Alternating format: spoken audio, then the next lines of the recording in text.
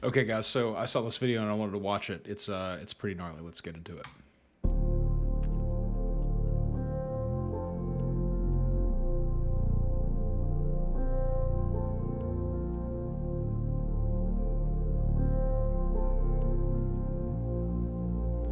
Humans are so bad at understanding large numbers that you really have to try to put it into another method of understanding. Just saying 1 million or 1 billion or 1 trillion to somebody, it's so impossible to itemize that in your mind. You think of $1 million as being 10 100,000s, but most people don't even make $100,000 in a year. So it's difficult already to understand that. And then you think about a billion being 10 100 millions. That's insane. So it's really nice to see it put in this way, that 1 trillion seconds is 32,000 years. Think about that. This episode is a more detailed follow-up to my 2017 video, Who Controls All of Our Money? I'm going to focus on the United States in this video only because they're the world reserve currency. But everything in this video affects all of us because the central banks around the world are all doing the same thing. Yeah, and the United States currency is what backs every other currency. Let's begin. Around the world today, we see central banks printing money. So here's a question. We're told from a young age that money is... This is what's wild, is that printing money isn't even the right term. We call it that because when we think of money, we think of dollar bills and coins, but such a small percentage of the world's currency is actually in dollar bills. Most of it is all digital and in debt, honestly. It's hard to come by. We should study to work our whole life to earn it. How then can all this money suddenly come from nowhere? Yeah. How is money created? Who's going to pay it back? What exactly does all of this mean? And what's going to happen next? In this episode, we'll explore the 3 ways that money's being created and some of the consequences that are going to happen. I'm also going to show you the true origins of wealth inequality. If you watch this episode the whole way through, you should have a well-rounded idea of what's going on today. This video goes absolutely nuts, by the way. It starts off this really simple way, and it's going to go off the deep end. No, I'm really just trying to help with that. This journey starts off simple enough, but by the end, you'll start to see the insanity of what we're dealing with. You are watching Cold Fusion TV. There are unbelievably deep issues going on with the way that the world is handling money currently. It's unbelievable. Wait until you see. The first form of money is the one created by government. In practice, it's outsourced to the central bank Royal Mint, but controlled by the government. Physical money comes in 2 forms, either paper money or coins. Yeah. This physical money is a tiny fraction of the economy, and in many economies, this kind of money only makes 3 to 8%. 3 to 8% of the money in circulation is dollar bills and coins. The rest of it is in debt and digital assets. Up about 3 to 8%. A number on a screen. This physical money is created in order to meet the obligations of private banks. When you go to an ATM, in order to get money to people, right? People want to be able to go somewhere and physically grab their money out of the bank. That's why we have cash money still. And try to withdraw cash, banks need to make sure that they have enough cash in order to meet those obligations. So let's take a $10 note. But think about that. Only 3 to 8% of the money is actually available in cash. So if everyone wanted their cash right now, just think what would happen. For example, it costs approximately 3 cents in order to print this note. This means that there's approximately $9.97 of profit for creating a $10 note. This $9.97 can now be added to tax revenue of the government. This revenue is called seigniorage. So since the government makes profit from printing and minting coins and can reduce the amount of taxation on the public, you might be thinking, why don't governments just always print physical money? Because if you just continuously print physical money, it devalues the money itself.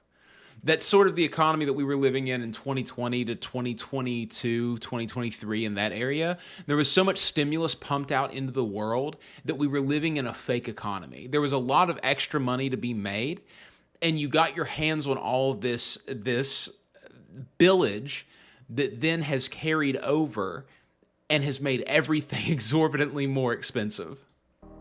The main reason that governments don't create the majority of money is because of politicians. If the politician running the office could create money at will, there would be a massive conflict of interest. Yeah. There would be an urge to keep printing to fulfill campaign promises or fund wars. This would, in theory, destroy the currency by excessive printing, causing massive devaluation. It gets way worse. The more money you have in circulation, the less it's worth. And that's a key point. For example, if massive inflation takes place and the average Joe has $1 million, but that $1 million only buys an apple, how much is $1 million actually worth? The loss in purchasing power of money over time. Money isn't even created by printing it. I know that this is like a difficult thing to wrap your head around, but it's not created by printing it. It's created by creating value. And there's a trick to it that we'll get to later, but the trick is that you can create debt and then you can have people pay you back that debt with interest, and the debt's gone. The money that went to the debt is gone, but there's money created still, and it's that interest. Time is called inflation, and when inflation gets out of hand, Because in order to pay that money back, you've created value. money becomes worthless. Some recent examples of runaway inflation include Argentina, This is Zimbabwe, and Venezuela. Well, this happened in Germany. There was a time in Germany when their currency hyperinflated, and you could have bought a house on a mortgage a year prior, and then the next year, you could have, for the cost of a single marble, you could have paid off that mortgage. Now, there are so many knock-on repercussions from that, but it's just insane to think about. Literally worthless currency. The assets of your country In this become animation, worthless. you can graphically see Look at just that. how Look at how fast fast. inflation can run away. Boom. You don't see it coming, and as the inflation rate goes up, people quickly lose faith in the currency. For example, here we can see some people in Venezuela using money to make handbags and to draw Check pictures that on out, because there's so much it of it. simply isn't worth anything anymore. You can think of money as a measuring stick It's of value, cheaper than paper. a measuring stick that is highly elastic and can change depending on how much of it there is. For thousands of Look years, at that graph. Look at the graph of purchasing power. Look at how low it is in 2011. And we've gone 13 years past that now.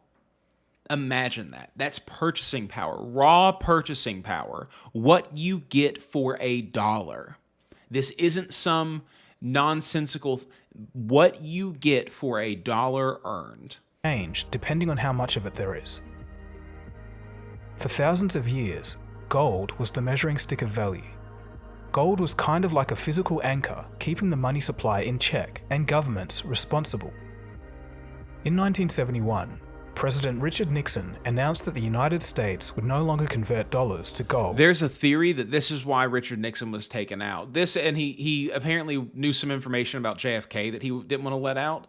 But this is the theory. You should, if you haven't ever gone and looked up stuff about Richard Nixon, maybe we'll talk about that at some point in the future. The whole story of Richard Nixon and what happened to him is so insane. We're told this thing, that this corrupt president was taken out by this young up-and-coming journalist, but Richard Nixon, the up-and-coming journalist, used to be a Navy intelligence officer, and he was working with FBI agents to get this information about Richard Nixon and get him taken out. And if you really look at it, it's a case of a democratically elected official being taken out by bureaucrats. A lot of people think of Richard Nixon's presidency as the end of democracy. The end of real democracy, or at least the end of not obviously fake democracy. Value. Since that point, money, the measuring stick of value, has become elastic. Since the US dollar backs all other currencies as a reserve currency, Nixon's decision changed the world. In all of this, you might still notice that despite politicians, So because of that, you no longer had to have a finite value attached to money. Before, there was a finite amount of gold in the world, and you could go to the bank and you could exchange your notes for the value of your notes in gold. And he got rid of that, meaning that all of the currencies in the world were no longer backed by a currency that was backed by gold. So all currencies are now just a number and an estimation of their value based on what you can get for them. Supposedly not being able to influence money creation, it's happening anyway. This may cause problems, as we'll see later in the episode. So to recap, the government creates physical forms of money, like notes and coins. Only about 3 to 8% of money is made this way. Signage is the income from that physical money. This income is both a benefit to the government and the taxpayer. It reduces debt for the government and reduces the burden on the individual taxpayer. So when they print more money, there's more money in circulation, which means there's more money up for grabs, but it also means that there's more money to pay taxes and debts with. So that's why it reduces the taxpayer burden. The reason governments don't create more of this money is because of the inflation risk from politicians' decisions. Let's move on to number 2, private banks and debt-based money. It's definitely a meta move to just create money as a president, for sure. It makes you very well liked. The vast amount of money created today is done by the private banking sector. By banks. In most developed economies, about 97% of the entire... This is what's wild. People think of a loan from a bank as being... money that they have that they're giving you, but it's not. A loan from a bank is basically a voucher that they create and hand to you saying that you're going to pay them back this amount of money and that you can use this voucher to go around and spend money. Money supply is created... I'll be right back.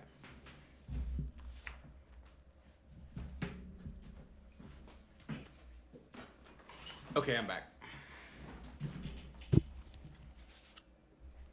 digitally by banks, and therefore most money in the world is privatized. Banks invented digital money when they managed to persuade lawmakers after many early bank runs. Banks are one of the most insane profiteering scams that have ever existed. They have the right to create money and charge people for them creating that money. A bank run is an event where depositors try to get their money out all at once, but the banks don't have it. From these events, banks argued that they should be legally allowed to create more deposits than actually exist based upon debt, and this is how governments outsourced the creation of digital money. The idea of using debt as money begins much earlier than this. English innovators set the stage for banks to become the creators of money across the globe. In 1704, This wasn't uncommon prior. We just didn't have a digital system for doing it. We had promissory notes. English Parliament passed the promissory note. They would give you a note saying that you were going to pay back the bank $20, and you would be able to take that and it would be the same as a $20 note. Act. Take a good look at your screen. What you are seeing is a promissory note. In this case, it's a written promise to say that you'll pay back the $20 you borrowed. Under the law, this piece of paper was as good as $20. Today, we digitize this agreement and call it debt. And this is the thing that has taken the world out of control. Before, things had to cost what people could pony up. Houses were $3,000 because they couldn't be an insane amount of debt. You had to be able to physically get a hold of that much money over a specific span of time because you couldn't just keep track of debt this way. You had to be able to actually gather the resources to be able to get the thing. And now the majority of money that's in the world from billionaire businessmen is debt that doesn't actually have to be paid back. Just the interest of that debt has to be paid back because they know that all of your assets are worth more than what that debt is. Now, there's not a lot of cases of people having to liquidate all their assets because they don't miss payments. Right? They open these lines of credit and they take them and they do things with them, and they don't ever have to worry about being able to lump sum pay that money back. They can make payments over time, and as long as their worth keeps increasing, as long as their earn keeps increasing, they can pay those, and they can even take out more loans to pay off those old loans. at insanely low interest rates. Very little value gets created from that kind of debt. If it helps, whenever I say debt in this episode, you can think of this piece of paper, remembering that it's as good as money. Okay, so banks were authorized to be able to use these debt notes to circulate as money. From this point, banks were free to create and destroy debt, and hence money from themselves rented out at interest. In the modern world, as you'll see, the whole world's economy is based upon these promises. On debt. Let's take a look at how it works today. Not money. Not When you go to a money in the bank to way borrow we some think of money, it, not cash the banking bills. license gives that bank the ability to create money every time they issue a loan. Yep. They do this through the double accounting system. For example, if you buy a $500,000 house, the bank creates $500,000 in their account, and you have $500,000 in debt. That is, the promise to pay it back with interest. This $500,000 debt can enter the wider economic system because when you purchase the house, the owner of that house can use that fresh debt that was created by the bank that they received from you to buy other things in the economy. This means, in our current system, if we want to have more... This is the ultimate gold farming scam. They are literally botting out the ability to make money to us. We take money from them because they have the right to create money. So you have to get it from them because enough of it doesn't exist in the world. And you're staking your life on being able to pay that back with interest so that the people can sit in those cubicles to create money. And to get rich doing we it. need more debt. The key point here is that debt is actually money, just from a different point of view. To the lender, it's an asset of money, and to the borrower, it's a liability of debt. But they are one and the same. It sounds a bit complicated, but all you need to know is that when a bank issues a loan, it's not somebody else's savings. It's not money that the bank had. It's created. It's essentially brand new money that they create. It is such a liability to take out debt. It is such, and you can tell how much the world trusts you, how much the banks trust you by how much debt you're able to take out. Someone like Mark Cuban is able to take out basically unlimited debt if he wanted to, because they know that he can pay it back. They know that he can. If you can't get a credit card over $500, that's because they don't think that you can take it out. They don't think that you can pay it back. Simply type it into a computer and it appears as a digital representation of the government's money which you can spend. The beneficiary of this brand new money is actually the bank because they get to charge interest on that money, and that's how they make a profit. Later, when you repay this loan, the debt disappears and the money also disappears, but the profit's bank's still there. profit from the interest remains. Where did that money come from? Well, it came from the value that you've created over the time that you've had that debt. You've gone out, you've worked, you've made waffles and pancakes for people, you've sold things to people, you've created value, and you've been paid money, which could even be from debt from the business that you're working for. But you're amassing value, and then you pay back that debt to give the extra value as profit to the bank. The real estate and property markets are the largest And then the bank uses that money to buy assets with. This is a whole nother thing. tools for creating digital money. This is because banks have decided that it's the safest yet most profitable form of creating debt. Because if you can't repay the loan, the banks can simply take your house. Yep. In developed nations, vast amounts of money Still keep all that profit that you've given them, though. is backed by the mortgage The market. profit gets paid first. In Australia, where I live, it's become particularly bad. For decades now, the banks have abandoned This is what we call a bubble. The discrepancies between the two different markets. Something keeps going up while something else is going down, and there's a collapse of one of them, and the other one pops up. But there's also this midpoint where things are really bad.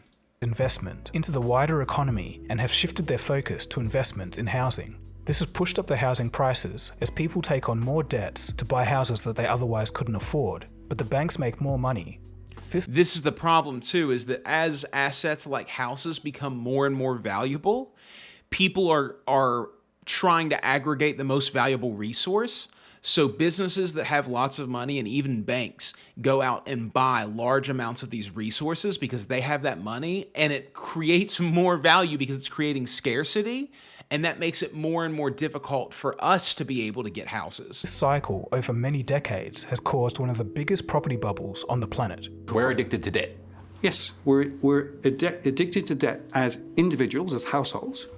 The ratios are way higher than almost every other country. So that's loans. But what about deposits? When you deposit cash into a bank, you are no longer the legal owner of that money. The banks are. They keep 10% of your deposits on reserve and can loan out 90% of that money to someone else. And that other person can deposit that money into another bank, and then that bank can loan out 90%, and so on. This is known as fractional reserve lending. If they say, we'll transfer it to your account, that's wrong, because no money is transferred at all. Because what we call a deposit is simply the bank's record of its debt to the public. Now, it also owes you money, and its record of the money it owes you is what you think you're getting as money. Yep. That's all it is. Yep. When all is said and done, an initial deposit of $100 with a 10% reserve requirement can ultimately lead to $1,000 in total money circulation. Well, at least that was how it used to work. Until March the 26th, 2020, there is now a 0% reserve requirement. According to the Federal Reserve. So now they don't even have to keep any of your money. They can loan all of it out. And if all of those loans go bad, no money. Quote, this action eliminated reserve requirements for all depository institutions, end quote. So, banks can now create infinite amounts of money with no reserves. And it doesn't stop there. When banks hold your deposit, they can, along with hedge funds, gamble with it through investment in financial instruments such as derivatives and securities. And this is basically just guessing what assets are going to be worth and betting against or for the asset. They do this in order to make superior returns. Most of the time, these instruments are basically just bets on if the price of an asset will rise. If you guys remember the whole GameStonk situation, that was people doing basically what banks are doing, and they were shut down for it. Because the mass of this market is done by hedge funds, banks, and high-end investors, and they were getting pissed about that situation because they were going to lose a bunch of money because they had bet against it, and we were driving the price up, thus betting for it, and they were absolutely pissed, so they shut it down. Or fall. But it is nearly impossible. Money nowadays is basically neo-feudalism. If you think about the fact that neo-feudalism is the idea, feudalism, first of all, was the idea of back in the day, people owned land with resources and they let people live on that land to make things with those resources, and the payment for that was giving a portion of that, usually a lot of that, a portion of that to the people who owned the land. So the only way to make more money was to spread out how much resource you owned, how much land you owned. So you would fight over resources, you would have wars over resources, and that's why a lot of wars happened in England at that time. That's what fiefdoms were. So neo-feudalism is the idea that, say, the space that I'm in right now has a set amount of value, and the people who live in this space have to give a portion of their value away. That money is taken and it's fought for in wars. Someone like Asmon or Tectone or any of those people, any of the big streamers, have a huge landmass currently that they're using as their little fiefdom. But when taken to the extreme, it can get ridiculous. Remember in my Enron video how I talked about how they use financial instruments to bet on the weather? These crazy classes of financial instruments is what brought down the housing market and the subsequent global economy in 2008. Yep. But the problem today is that banks are playing with so many derivatives, sometimes stacked on top of each other, with leverage multiplying factors, that nobody actually knows how much money is tied up in this gambling. Some estimates put the derivative market at over $1 quadrillion, over 10 times the global economy. Think about that. The amount of money that's being bet with is 10 times the amount of the global economy. So if those bets go bad, there isn't actually a foundation of cash to pay them back. That's the bubble that we're living in currently. And you can see the scramble to fix this right now. If you watch the old video about how, when I was talking about how expensive things were getting, that's the reason things are getting more expensive, because they need more profit to be able to pay the interest on these loans because they are out of control. In booms, everyone takes on debt, that is, loans from a bank, and they spend it on things that they normally couldn't afford, but this causes economic growth. Eventually, people can't afford to take on more debt and can't pay it back. Profits were through the roof. Even I own a small business. Profits for us were through the roof. That was a boom. That money wasn't real. It was pumped into the economy. It was a false boom. The banks stop lending and defaults start to take place, and the economy takes a down. This is what's happening now. Americans are getting drastically behind on car loans and mortgage payments. That's another thing that's happening right now. This video is 3 years ago, but the ramifications that he's talking about are happening right now. This is natural and has happened over centuries. Totally. But in 2008, everything changed. The world didn't want to go through the pain of a downturn, and some analysts mark this as the very point that the real economy died. In 2008, banks had become so large, intertwined, and integral to the supply of money that when they were about to collapse, the governments had to use the central banks to bail them out. Remember, banks are creating 97% of all money as debt, and if this can't be paid back, it can cause a systemic failure, a risk of collapse of the entire global monetary system. Since 2008, people don't have any idea. There are so many people who think this idea, well, it needs to collapse so that we can rebuild. It would be so bad. You won't be around anymore. I won't be around anymore. The economy was dead, but has been on life support ever since. If there's no way to buy and sell goods, if there's no way to pay police officers won't work. And the ones who will, you will not want to be police officers. And if there's no police officers and there's no government and there's no militaries, well, there's a lot of people with guns out there, and getting something will just mean taking it. A decade of hyper-low interest rates, which basically make the cost of borrowing money free, have caused market distortions, Genghis Khan level stuff, so large that it's compounded the entire problem. It was short-term gains for the consequence of long-term pain. When private banks make risky bets and incur losses, central banks can rescue them with their infinite wallet, as mentioned by Fed Chairman Jerome Powell in a recent interview for CNBC's 60 Minutes. Fair to say you simply flooded the system with money? Yes, we did. That's another way to think about it. We did. Where does it come from? Do you just print it? We print it digitally. So we as a central bank, we have the ability to create money digitally, and we do that by buying treasury bills or bonds, or other government guaranteed securities, and that actually increases the money supply. But by law, Chairman Powell's Federal Reserve can only lend money that must be paid back. We'll get to central banks in the next section. But as you'll soon see, we have to The central banks are nuts. The central banks are printing money and then using this fake money to buy real assets with. Pay these debts back. All of this money that's being created is basically washing money. That piece of paper we saw with the promise on it. Except it's signed by all of us, and we signed that we're going to pay this back through taxation. Everyone in the world. Us and our future generations. Yep. And if we stop being able to make payments, if it gets above the point that we're able to make payments and all of the debt just runs away, that's the collapse.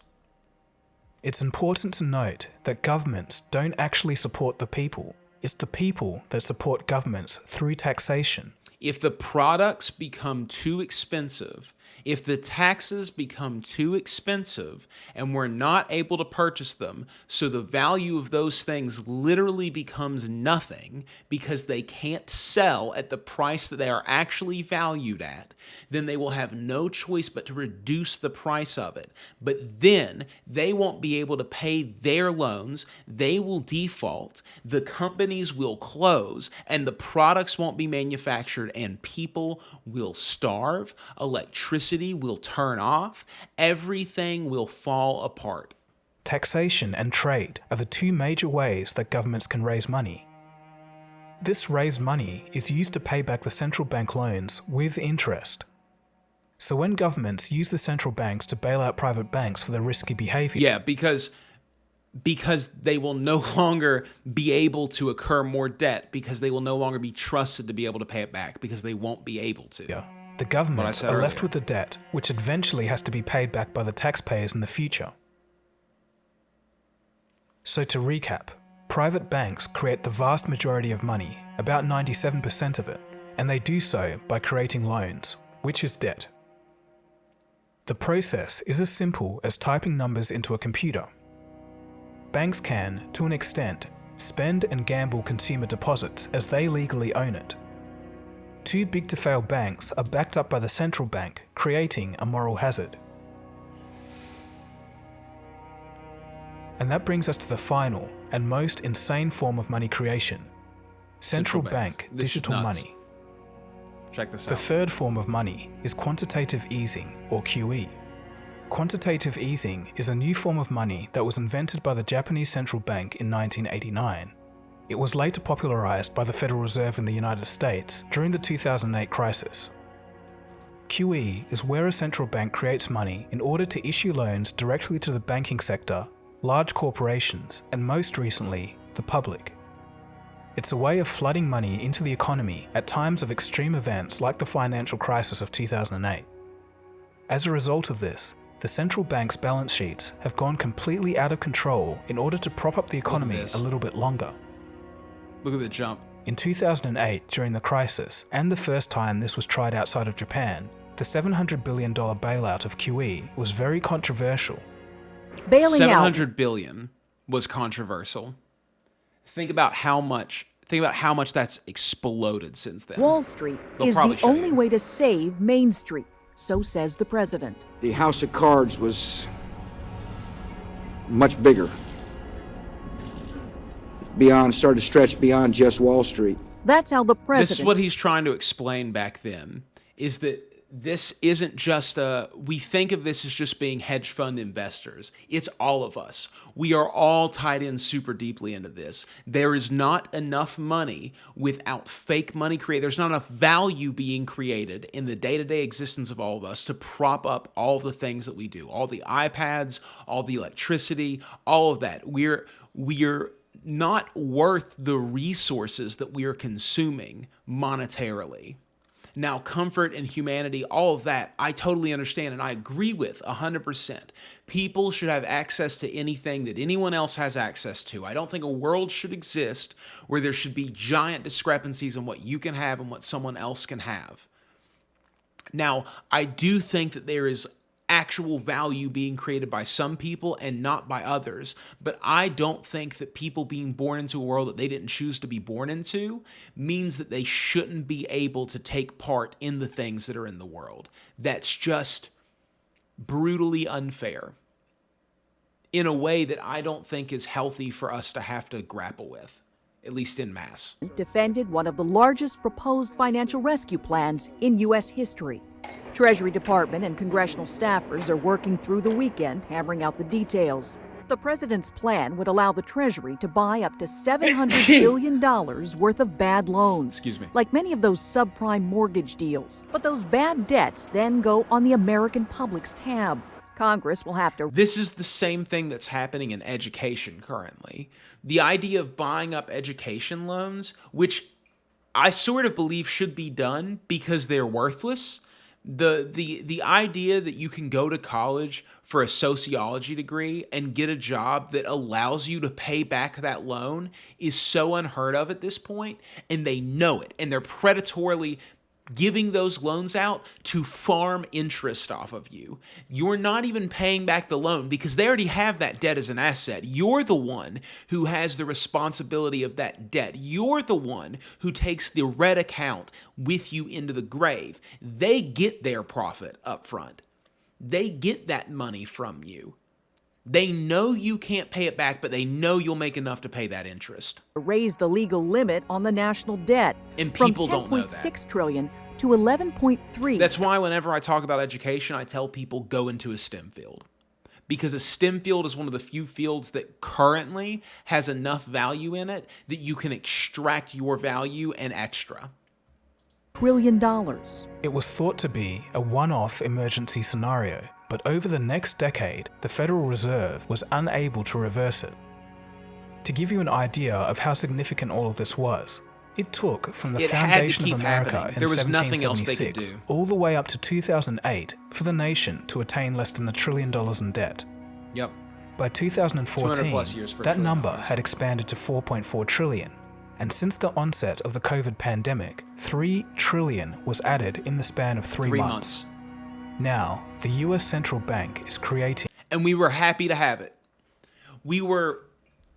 This gets into the InfoWars territory, but we were sold a disease that was killing everybody, and staying home and not going to work was so important that we needed this kind of money infused into the economy.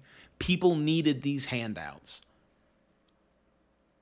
At least we were told we did. Hundreds of billions of dollars in mere hours. It's seeming to have less of an effect as it continues.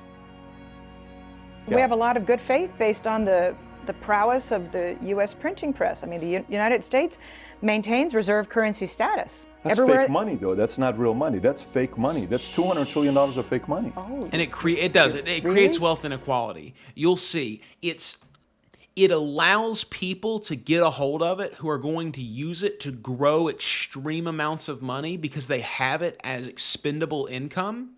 And the people who don't have it and need it have to spend it on basic resources to stay alive. And so you're not able to create value out of it. I know, but it's all based on faith. How long is this sustainable, though, wow, to go at that pace? The argument then becomes about the taxpayer who's pissed off and saying, let me get this straight. You can constantly bail yourself out and you can constantly go print money with this quantitative easing. Why the hell do I have to pay taxes? Why do I pay taxes? These are the seeds of social unrest in this country.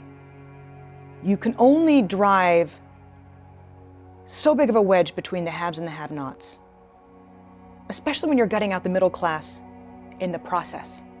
The Federal Reserve monetizing the US debt is what enables all of this. So how does this money enter the system?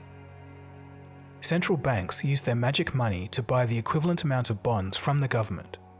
They do this through the bond market, which exists to lend money to corporations or governments.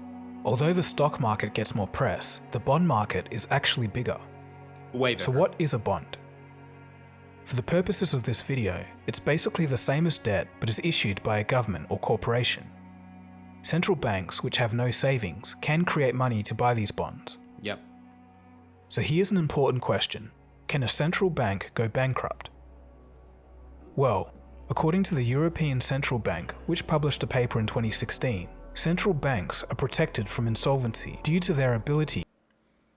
Do you see that and understand that? No matter how bad the economy gets, a central bank cannot go bankrupt because they can create enough money of hyperinflated currency or whatever have you to pay back their interest.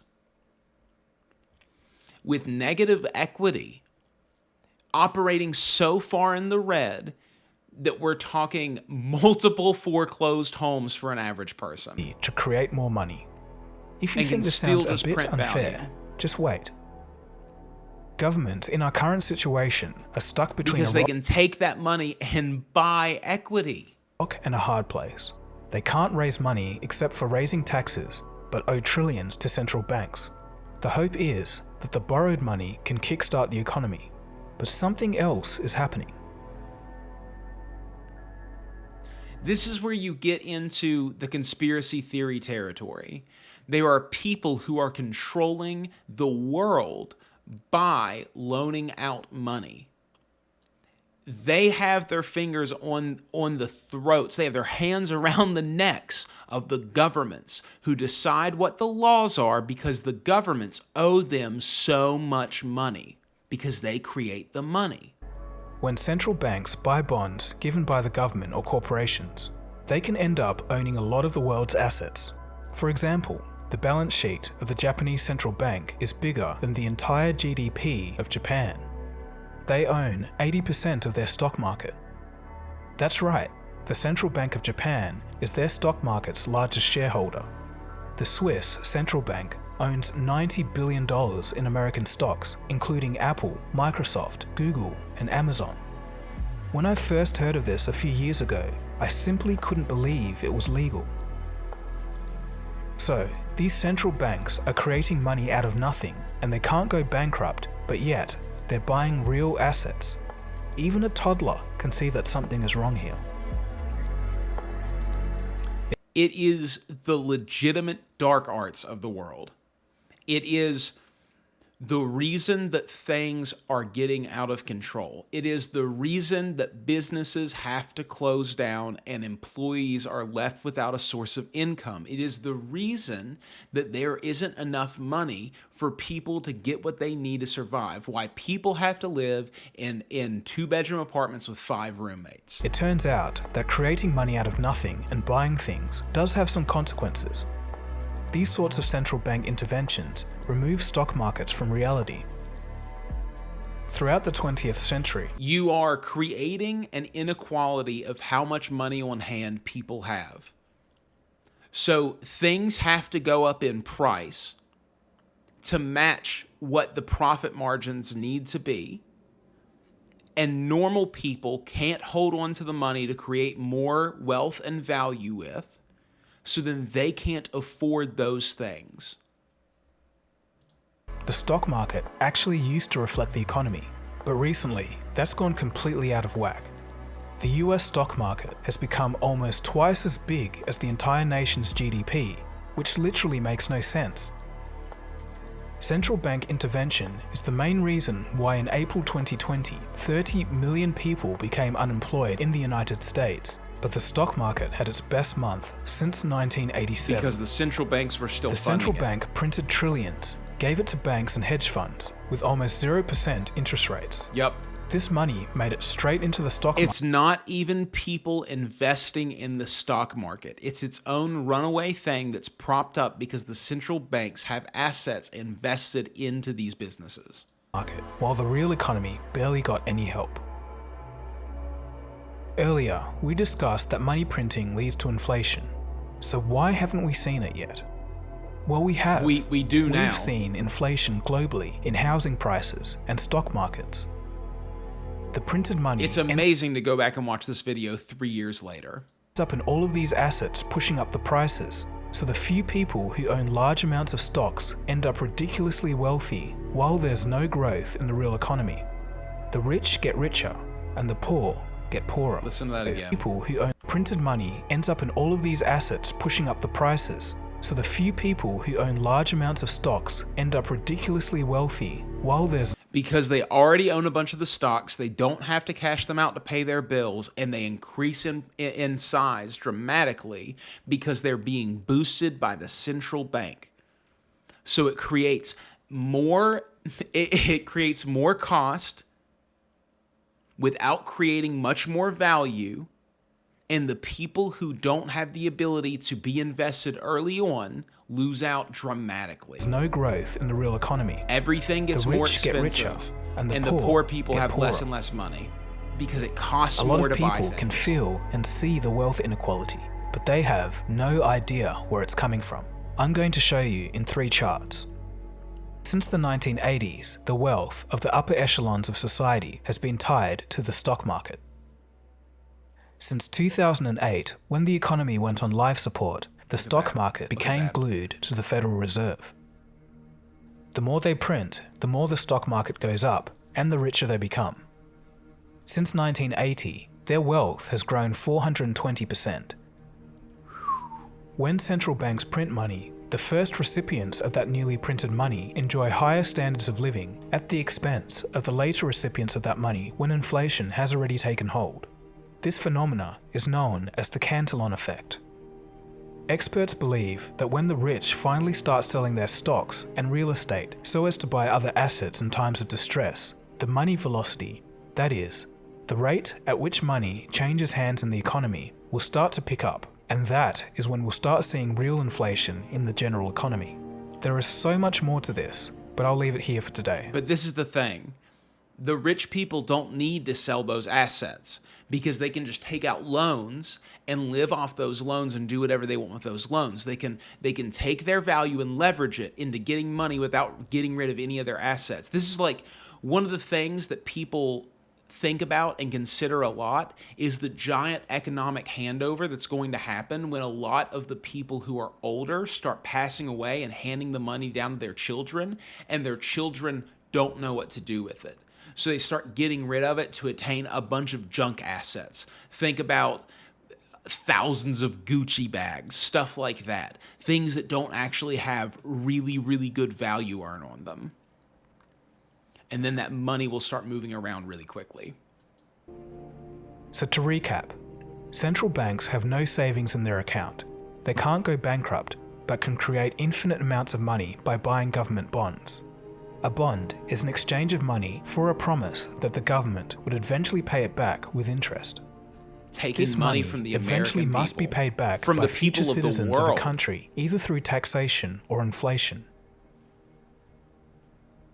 You think, I've met people, I don't even pay taxes, man. Let them do what they want. Brother, everything that you do is affected by taxes. The cost of your goods is affected by taxes. You are being taxed to death whether or not you work a job. If you're spending money, if you were being handed $100 from your mom and then you're taking it and spending it, you're being taxed in ways that you can't even imagine. The cost of that carton of egg whites being $14 is because of the cost of taxes that are being enacted all over the world and like putting forces on the company that make those to have to raise their profit margins to pay back that debt.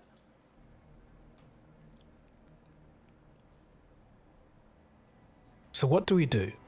It's clear that people out there who have lost their jobs need help. Though, just in my opinion, I think printing money is only a band-aid. The real solution was in the past. Decades ago, societies and nations should have focused on wealth creation instead of excessive housing, financialization, and gambling. That is, banks should have made loans to productive areas of society to create value. Small and medium businesses, entrepreneurs, education, manufacturing, innovation. This is that thing. I talk about education quite a bit. Education is so unbelievably important. But in order for education to work, you have to have people who want to try at something. Because if you don't try at anything, there's very few fields that you can go into without trying and get a return on investment for education. And if you can't get a return on your education, then you can't create value. And if you can't create value, you'll live terribly for the rest of your life, and not just you, but all of society will live terribly. This has knock-on effects. It continues to progress outwards. And it's really hard for people to want to try at anything if everything is bleak and terrible. We're seeing a whole mass of people who are raised on people like Andrew Tate right now, young kids who are now getting into their early 20s that are realizing that all the things they were told by him are dramatically lies. They're not complete lies. They work if they work, but most of the time they don't work. And so people are realizing like, oh, I just made 80 grand this year and it's nothing because I had to spend a bunch of money to make it. Exactly. Research and development, all of these kind of things.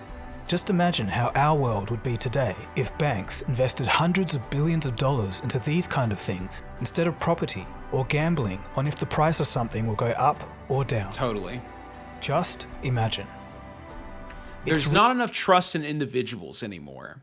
There's trust in these known ways to make profit, but profit doesn't equal value. Value comes from people, from individuals, from human beings having ideas and being able to take those ideas as far as they want to. If you want to create a cable company because you think you can do it better, you're not able to. You cannot get together the resources to do it. It would take lifetimes to get together the resources to do it. There's a reason why there's so few of them. Riskier for the banks, but the benefits lead to more jobs, more innovation, better competition, and better living standards in the long run. Also, governments can collect more taxes from these incomes without necessarily raising taxes.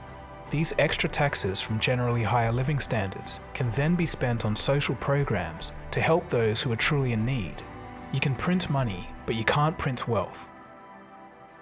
But this is the thing too, with automation coming, we have to get past this idea of unemployed people just being lazy. That's not what it's going to be anymore. It's going to be a situation where unemployed people are unemployable. There aren't going to be jobs for them. And so if we just think of them as being lazy no-goods who need to go out and work, they're trying to get rid of McDonald's and Wendy's jobs. It's going to be real hard to tell people to pull them up from their bootstraps anymore. Focusing on wealth creation and productivity takes time, effort, and hard work, and it just seems today that people don't have the appetite for that. And frankly, it's too late for this option. If we focused on funding wealth creation before COVID hit, all of our economies would be much less fragile. Most individuals and businesses would have a healthy amount of savings to ride it out, like in the late 20th century. But for now, we're just going to have to deal with the consequences of a fragile system. So what's going to happen next? In my view, I think this is all going to lead to something very big and unpleasant over the next decade. I don't know how it's going to look like, but it may involve massive amounts of inflation and slow economic growth. A situation known as stagflation. This happened in the 1970s, but this time it could be much worse due to excessive amounts of debt with the added effect of social instability.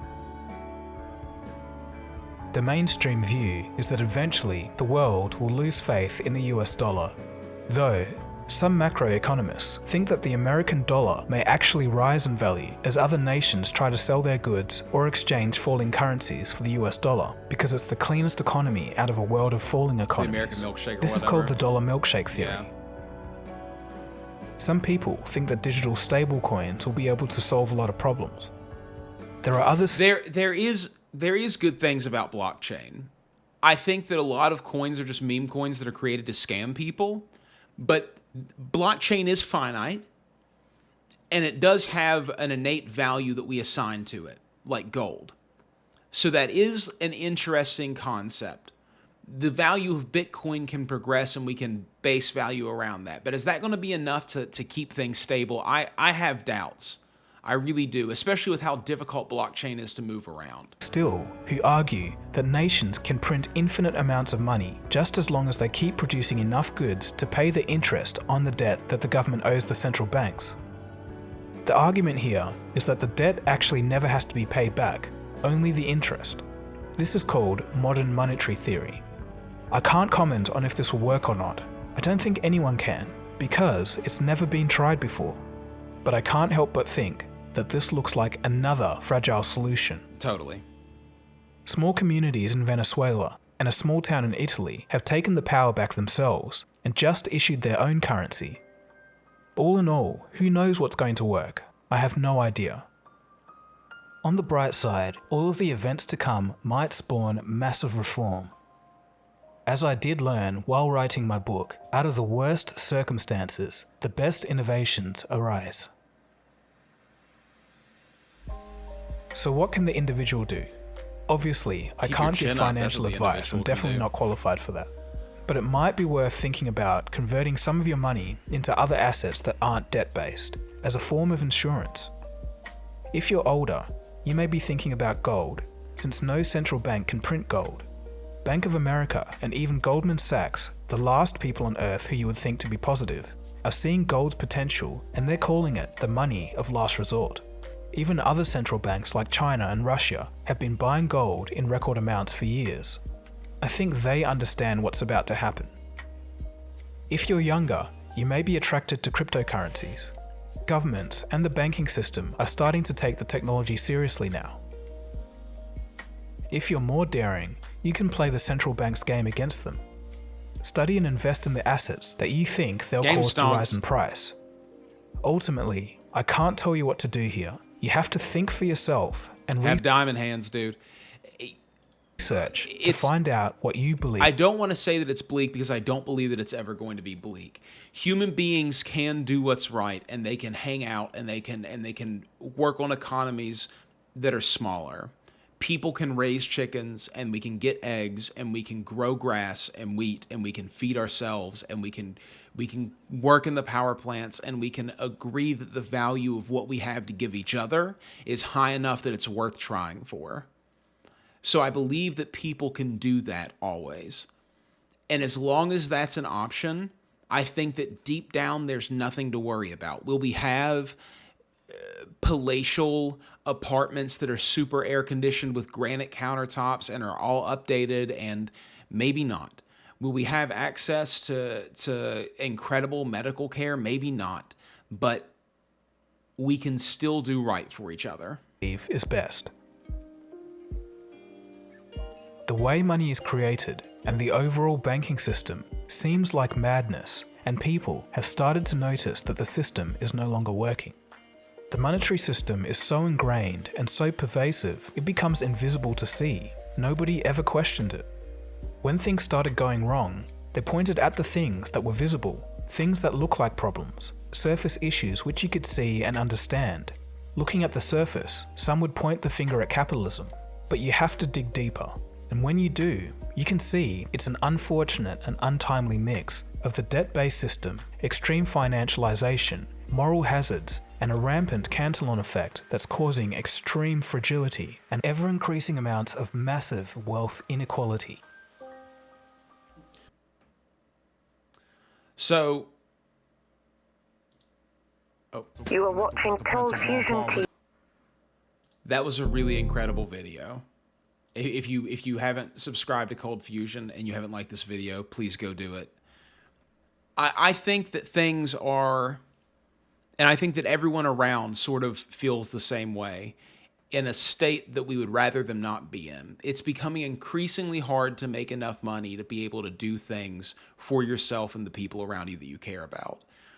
And a lot of it's because of situations that have been being set up over the years, over the decades, over centuries, that we are uneducated on purposefully, I think, in order to keep us away from what's actually happening in the world.